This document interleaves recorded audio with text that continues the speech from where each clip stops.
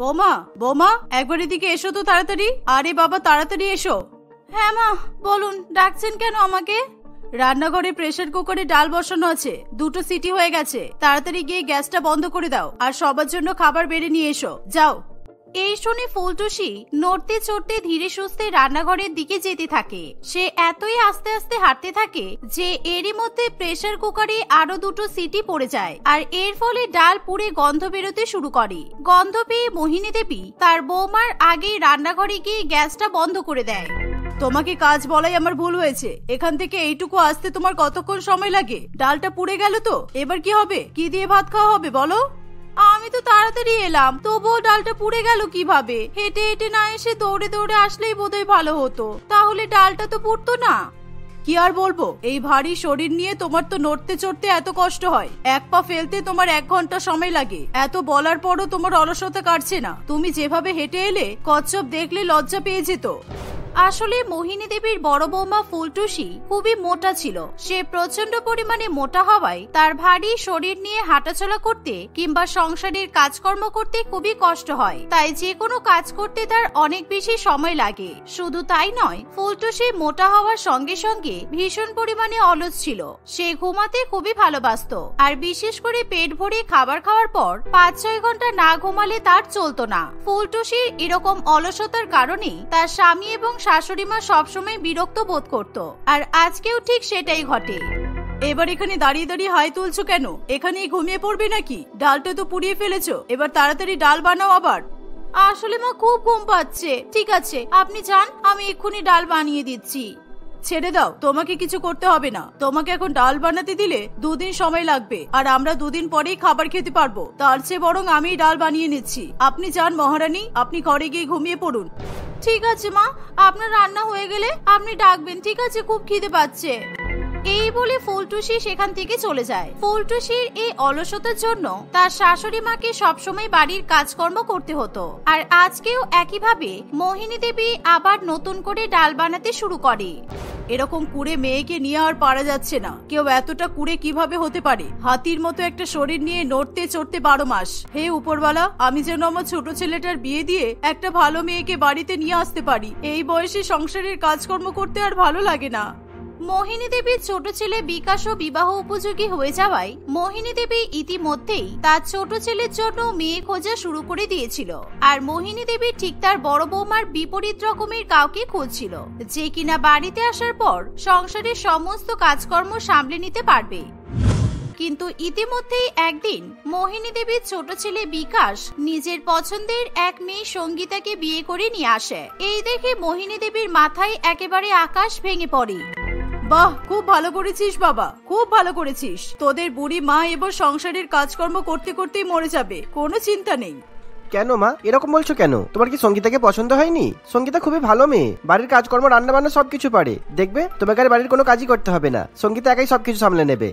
তোর বড় দাদাও যখন ফুলটুসিকে বিয়ে করে এই বাড়িতে এনেছিল তখন এই কথাগুলোই বলেছিল। বিয়ের আগে মেয়েরা অনেক কিছুই বলে, কিন্তু বিয়ের পরে কাজের বেলায় আর থাকে না। আমার কপালটা সত্যিই খারাপ। ভাবলাম বড় ছেলেটা এরকম করেছে, তোর বিয়েটা আমি ভালো সংসারী মেয়ের সঙ্গে দেব, কিন্তু তা আর হলো না। তোর এই মডার্ন বউকে দেখে মনে হচ্ছে না যে কোনো বাড়ির কাজ করতে পারবে বলে। বিকাশ তার মাকে অনেক বোঝানোর চেষ্টা করলেও মোহিনী দেবী কোনো কথা শুনতে চায় না। সে রাগ করে নিজের ঘরে চলে যায়। মোহিনী দেবী তার বড় বৌমাকে যেহেতু মেনে নিয়েছিল, তাই এখন তার ছোট বৌমাকেও মেনে নেওয়া ছাড়া তার কাছে আর কোনো উপায় থাকে না। পরের দিন সকালবেলা ঘুম থেকে উঠে মোহিনী দেবী তার ছোট বৌমার কাছে গিয়ে বলে, কি হলো নতুন বউ, তুমি এখনো বসে আছো কেন? তাড়াতাড়ি রান্নাঘরে যাও আর আমাদের সবার জন্য ব্রেকফাস্ট বানিয়ে নিয়ে এসো। একটু পরেই সবাই ব্রেকফাস্ট করতে আসবে। আমি তো ব্রেকফাস্ট বানিয়ে ফেলেছি মা, আর আমি ব্রেকফাস্ট টেবিলেও রেখে দিয়েছি। ব্রেকফাস্ট একদম রেডি। আপনি সবাইকে ডাকুন, আমি সবার খাবার পরিবেশন করে দিচ্ছি। আজকে আমি সবার জন্য মটরশুঁটির কচুরি, আলুর দম আর আলুর পরোটা বানিয়েছি। সঙ্গীতার কথা শুনে মোহিনী দেবী প্রচন্ড পরিমাণে অবাক হয়। তার মন আনন্দে একেবারে লাফিয়ে ওঠে। কনকনে শীতের মধ্যে সাত সকালে বাড়ির নতুন বউ সবার জন্য ব্রেকফাস্ট রেডি করে ফেলবে, এটা সে ধারণাও করতে পারেনি। সেদিন সকলে অন্য দিনের তুলনায় খুব তাড়াতাড়ি ব্রেকফাস্ট করতে বসে পড়ে। তখন মোহিনী দেবী লক্ষ্য করে তার বড় বৌমা ফুলটুসি সেখানে নেই। কিরে বড় খোকা, তোর বউ এখনো পর্যন্ত ঘুমাচ্ছে? আজকে তোর সকাল সকাল ওঠা দরকার ছিল। নতুন বউ বাড়িতে এসেছে, সকালবেলা উঠে নতুন বউকে সবকিছু বুঝিয়ে দেবে তা নয়। যা যা, ওই মোটা হাতিটাকে ডেকে নিয়ে আয়। মা এরকম বলছো কেন? তুমি তো সবসময় আমার বউকে অপমান করো। হ্যাঁ মানছি আমার বউ মোটা, ওর বাড়ির কাজ করতে একটু সময় লাগে, তাই বলে তুমি ওকে হাতি বলবে? আমি এখন আমার বউকে ডেকে নিয়ে আসছি, দাঁড়াও। আর ওকে কি কাজ করতে হবে তাও বলে দেবে, ও সব কাজ করে দেবে। এই বলে সুজয় তার বউকে ঘুম থেকে ডেকে নিয়ে আসে। সেখানে এসেই ফুলটুসি সবার আগে খাবার খেতে বসে পড়ে। খুব খিদে পেয়েছে। সবার কি খাওয়া হয়ে গেছে? এখানে যা খাবার আছে সব আমার তো? না, সব তোমার নয়। তোমার ছোট যা এখনো কিছু খায়নি, তোমার সঙ্গে খাবে বলে বসেছিল। একসাথে দুজনে মিলে খেয়ে নাও। আর হ্যাঁ, খাওয়া হয়ে গেলে সোজা বাথরুমে চলে যাও। বাথরুমে গিয়ে দেখো দুদিনের জামা কাপড় এখনো পর্যন্ত জমানো আছে, ওগুলো তাড়াতাড়ি কেচে ধুয়ে মেলে দাও। মা, ওই জামা কাপড়গুলো আমি কেচে দিয়েছি, আর কোনো জামা কাপড় নেই। সঙ্গীতার কথা শুনে মোহিনী দেবী এবং ফুলটুসি দুজনেই খুবই অবাক হয়। ওরে বাবা, অতগুলো জামা কাপড় তুমি সাত সকালবেলা কেচে ধুয়ে মেলে দিয়েছো? দেখো বৌমা, দেখো তোমার নতুন যাকে দেখে শেখো। তোমাকে তো জামা কাপড় কাচতে দিলে সকাল থেকে দুপুর হয়ে যেত। আচ্ছা ঠিক আছে বড় বৌমা, তুমি খাওয়া দাওয়া করে বাসনগুলো ধুয়ে নাও, ঠিক আছে? না না, এই কটা থালা বাসন আর দিদিকে ধুতে হবে না। আমি দুপুরের খাবার রান্না করার সময় ধুয়ে নেব। আর কোনো কাজ থাকলে আপনি আমাকে বলে দিন। দেখো বড় বৌমা, তোমার ছোট যাকে একবার দেখো, কাজ দেখে ভয় পায় না, নিজে যেচে পড়ে আমাকে কাজ দিতে বলছে। আর তুমি তো কাজ দেখলেই পালিয়ে যাও। তোমার ছোট যাকে দেখে শিখে নাও বাড়ির বউদের কেমন হওয়া উচিত। আচ্ছা মা, আমি গিয়ে তাহলে দুপুরের রান্নাটা করে নিই। শোনো, তুমি আবার একা একা সব কাজ করতে যেও না। তুমি একা একা সব কাজ করলে তোমার বড় যা আরো বেশি পার পেয়ে যাবে, এমনিতেই কুড়ে আরো বেশি কুড়ে হয়ে যাবে। পরের দিন থেকে দুই বৌমা মিলেমিশে একসঙ্গে কাজ করতে শুরু করে। কিন্তু ফুলটুসি ঠিক আগের মতোই যে কোনো কাজ খুবই ধীরে সুস্থে করতে থাকে। আর অন্যদিকে ছোট বৌমা সঙ্গীতা ঝটপট সমস্ত কাজ করে দেয়। এমনই একদিন ফুলটুসি ঘর ঝাড়ু দিতে শুরু করে। সে খুবই আস্তে আস্তে ঘর ঝাড়ু দিতে থাকে। তার ঘর ঝাড়ু দিতে দিতে সঙ্গীতার বাসন মাজা, জামা কাপড় কাচা, এমনকি রান্না বান্নাও হয়ে যায়। মোহিনী দেবী বসে বসে শুধুমাত্র সঙ্গীতাকে লক্ষ্য করতে থাকে। মা, আপনি একটু পা দুটো উপরে তুলুন তো, সোফার নিচে ঝাড়ু দেব। সোফার নিচে কত নোংরা আছে। আমার পা দুটো উপরে তুলবে কেন? তুমি তো একেবারে আমাকেই পুরোপুরি উপরে তুলে দিতে পারো। কি? আপনাকে উপরে তুলে দেব কেন? আপনি উপরে গিয়ে কি করবেন? উফ, মাথা মোটা কোথাকার, তোমাকে নিয়ে কি যে করি আর ভালো লাগে না। আচ্ছা তুমি আমার জন্য একটু ইঁদুর মারা বিষ এনে দাও তো। ইঁদুর মারার বিষ? ঠিক আছে দাঁড়ান, আমি এক্ষুনি আনছি। কিন্তু আপনি ইঁদুর মারার বিষ দিয়ে কি করবেন মা? ইঁদুর মরা বিষ খেয়ে আমি সুইসাইড করব, বুঝেছো? ছেড়ে দাও, তোমাকে কোথাও যেতে হবে না। তুমি যতক্ষণে বিষ আনতে যাবে ততক্ষণে আমার হয়তো আত্মহত্যা করার মুডও পাল্টে যাবে। কুড়ে হওয়ার সাথে সাথে তোমার মাথায় দেখছি গোবর পোড়া। সেই কখন থেকে তুমি ঘর ঝাড়ু দিচ্ছ, এখনো পর্যন্ত তোমার কাজ হচ্ছে না। ততক্ষণে সেখানে ছোট বৌমা সঙ্গীতা এসে বলে, মা আপনি মাথা গরম করবেন না, একটু শান্ত হন। আমার সব কাজ হয়ে গেছে। দিদি তুমি আমাকে দাও, আমি ঘর ঝাড়ু দিয়ে দিচ্ছি। এই বলে সঙ্গীতা তার বড় চায়ের হাত থেকে ঝাড়ু নিয়ে নিজেই ঘর ঝাড়ু দিতে শুরু করে। আর এই দেখে ফুলটুসিও কোনো কথা না বলে নিজের ঘরে চলে যায়। সঙ্গীতা ঘর ঝাড়ু দিতে দিতে তার শাশুড়ি মাকে বলে, আচ্ছা মা, একটা কথা বলুন তো, আপনার বড় বৌমা এত কুড়ে কেন? ওকে দেখে মনে হয় এত মোটা হাতির মতো শরীর নিয়ে যেন নড়তে চড়তেই পারে না। আপনার বড় ছেলে কি দেখে যে ওকে পছন্দ করেছিল? দেখুন না, আমার সংসারের সব কাজ হয়ে গেল আর ও সেই থেকে একটা কাজও করতে পারলো না। সঙ্গীতা এভাবেই তার শাশুড়ি মাকে ফুলটুসির বিরুদ্ধে উস্কানি দিতে থাকে। ফুলটুসি তার ছোট জায়ের সব কথা শোনার পরও চুপচাপ থাকে। এভাবেই সময় কাটতে থাকে। একদিন রাত্রিবেলা ঘুমাতে যাওয়ার সময় মোহিনী দেবী ফুলটুসিকে বলে, বড় বৌমা যাও, রান্নাঘরে গিয়ে গ্যাসের রেগুলেটরটা বন্ধ করে দাও, তারপর শুয়ে পড়ো। না না থাক, তুমি ছেড়ে দাও, তোমাকে যেতে হবে না। ছোট বৌমা তুমি যাও, এখন এই মুটকিকে পাঠালে গ্যাসের রেগুলেটর বন্ধ করতে করতে সকাল হয়ে যাবে। আপনি একদম ঠিক বলেছেন মা, আমিও মনে মনে সেটাই ভাবছিলাম জানেন। সঙ্গীতাকে এভাবে হাসতে দেখে ফুলটুসির খুবই খারাপ লাগে। আর সঙ্গীতা তাড়াতাড়ি করে রান্নাঘরে গিয়ে কয়েক সেকেন্ডের মধ্যে রেগুলেটর বন্ধ করে চলে আসে। পরের দিন সকালবেলা সঙ্গীতা সবার আগে ঘুম থেকে উঠে চা করার জন্য রান্নাঘরে যায়। আর গ্যাস ওভেন ধরানো মাত্রই পুরো রান্নাঘরে আগুন লেগে যায়। আসলে কালকে রাতে তাড়াহুড়ো করে রেগুলেটর বন্ধ করতে গিয়ে সঙ্গীতা ঠিকমতো রেগুলেটর বন্ধ করেনি। আর ঠিক তাই জন্যই এমন একটা কাণ্ড ঘটে। জানালা দিয়ে মোহিনী দেবী এবং তার ছোট ছেলে দেখে রান্নাঘরের মধ্যে দাও দাও করে আগুন জ্বলছে, আর সঙ্গীতা আগুনের মাঝখানে দাঁড়িয়ে কান্নাকাটি করছে। ততক্ষণে সেখানে ফুলটুসিও চলে আসে। কি হলো মা, আপনারা এভাবে চিৎকার চেঁচামেচি করছেন কেন? কি হয়েছে এখানে? কি হয়েছে চোখে দেখতে পাচ্ছ না? রান্নাঘরে আগুন লেগেছে, তাড়াতাড়ি জল নিয়ে এসো। রান্নাঘরের আগুন নেভাতে হবে, না হলে ছোট বৌমা মারা যাবে। দূর, আমি কাকে জল আনতে বলছি? তোমার জল আনতে আনতে ছোট বৌমা তো পুড়ে ভর্তা হয়ে যাবে। সঙ্গীতাকে বিপদের মধ্যে দেখে ফুলটুসি কিছুতেই সেখানে দাঁড়িয়ে থাকতে পারে না। সে তাড়াতাড়ি করে একটা কম্বল নিজের গায়ে জড়িয়ে নেয় এবং অন্য একটা কম্বল নিয়ে রান্নাঘরের আগুনের মধ্যে ঢুকে পড়ে। সে সঙ্গীতার গায়ে কম্বল জড়িয়ে তাকে বাঁচিয়ে বাইরে নিয়ে আসে। ফুলটুসির এরকম সাহসিকতা দেখে বাড়ির সকলেই প্রচন্ড পরিমাণে অবাক হয়। তুমি এটা কিভাবে করলে বড় বৌমা? সত্যি তোমার সাহস আছে। তোমার মতো অলস মেয়ে এই কাজটা করতে পারবে আমি তো ভাবতেই পারিনি। তুমি কিভাবে এটা করলে? এত সাহস কোথায় পেলে তুমি?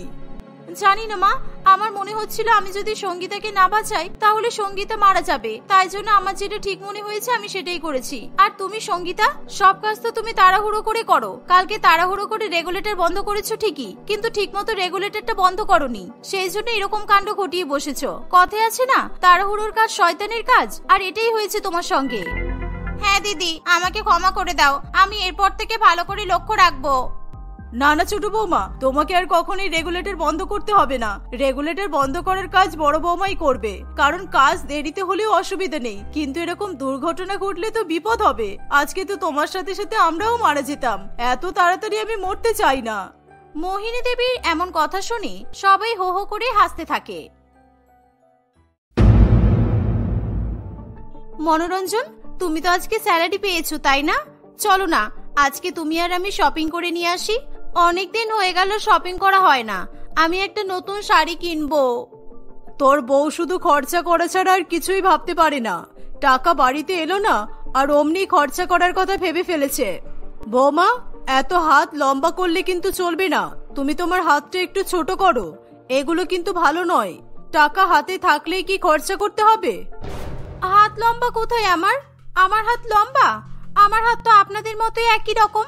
কই দেখি তো একবার, আপনাদের হাতের সঙ্গে মেপে দেখিয়ে দিই। আরে, হাত লম্বা মানে কি আমি সত্যিকারের হাত লম্বা বলেছি? হাত লম্বা মানে হচ্ছে তুমি টাকা পয়সা সঞ্চয় করতে পারো না, সব কাজেই তুমি বেশি বেশি করে টাকা খরচা করো, এটাকেই হাত লম্বা বলে। মনোরঞ্জন, তোর বউয়ের মাথায় তো কোনো বুদ্ধি নেই দেখছি। আমরা শপিং করতে যাব না ফাল্গুনি। এর আগে তুমি একটা কুর্তি কেনার নাম করে আমাকে শপিং করতে নিয়ে গিয়েছিলে, আর তুমি আমার পুরো স্যালারিটাই খরচা করে দিয়েছিলে। আমাদের তো সংসার খরচের টাকা পর্যন্তও ছিল না, শুধু মায়ের কাছে জমানো টাকা ছিল বলেই এক মাস সংসার চলে গেছে। আর তুমি এইবারেও তাই করবে আমি জানি। তুমি আমার মুখের উপর বলে দিলে তুমি আমাকে শপিং করতে নিয়ে যাবে না? বউয়ের পেছনে যখন টাকা খরচা করতেই পারবে না, তাহলে বিয়ে করেছিলে কেন তুমি? এখন তো সবে আমাদের বিয়ে হয়েছে।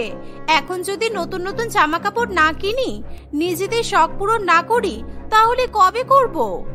তোমার শখ তো ছোটখাটো নয়। তুমি সবসময় বড় জিনিসের স্বপ্ন দেখো। টাকা ইনকাম করতে যথেষ্ট কষ্ট করতে হয়। জীবনে তো একটা টাকাও ইনকাম করনি, বুঝবে কি করে তাহলে? যখন দেখবে টাকা ইনকাম করছো, মাথার ঘাম পায়ে ফেলছো, তখন শখ পূরণের কথা সব ভুলে যাবে। এই শুনে ফাল্গুনি প্রচন্ড পরিমাণে রেগে যায়। আপনাদের কি মনে হয় আমি টাকা ইনকাম করতে পারবো না? ঠিক আছে, আমি এবার নিজে টাকা ইনকাম করে নিজের শখ পূরণ করে দেখাবো। আমি কোনো ব্যবসা করব। হ্যাঁ, আমাদের বাজারে কোনো ফুচকার দোকান নেই। পাড়ায় কখনো ঠেলা গাড়ি করে ফুচকাওয়ালা এলে তবেই সবাই ফুচকা খেতে পারে। বাজারে যদি একটা পার্মানেন্ট ফুচকার দোকান দেওয়া যায়, তাহলে অনেক ইনকাম হবে। সে তুমি যাই বিক্রি করো না কেন, আর যাই ব্যবসা করো না কেন, আমাদের দেখার দরকার নেই। তুমি নিজে টাকা ইনকাম করবে আর নিজে যা ইচ্ছা করবে। দয়া করে শুধু আমার ছেলের টাকা ধ্বংস করো না। ঠিক আছে, কিন্তু আমি তোমাকে ফুচকার ব্যবসা করার জন্য হাতে কোনো টাকা দিতে পারবো না, কারণ তোমার হাত অনেক লম্বা। টাকা হাতে পড়লেই তুমি সোজা শপিং মলের দিকে দৌড়াবে।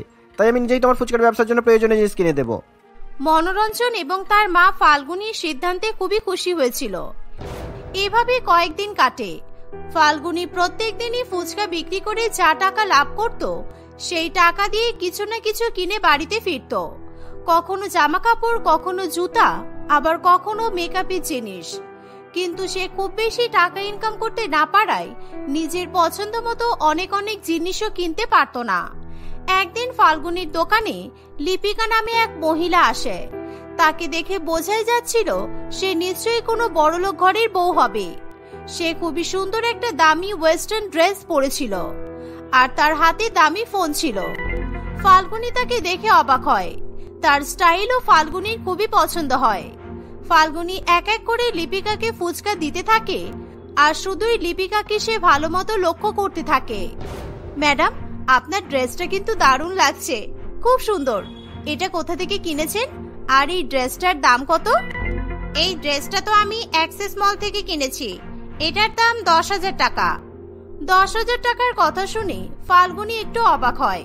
তার মন খারাপ হয়ে যায় এই ভেবে যে সে এখন ওরকম ড্রেস কিনতে পারবে না। লিপিকা অনেকগুলো ফুচকা খাওয়ার পর সেখান থেকে চলে যায়। ফাল্গুনী মনে মনে ওই জামাটার কথাই চিন্তা করতে করতে লিপিকার কাছ থেকে ফুচকার টাকা নিতেও ভুলে যায়। লিপিকা চলে যাওয়া মাত্রই ফাল্গুনীর মনে পড়ে যে লিপিকা ফুচকা খেয়ে টাকা না দিয়েই চলে গেছে।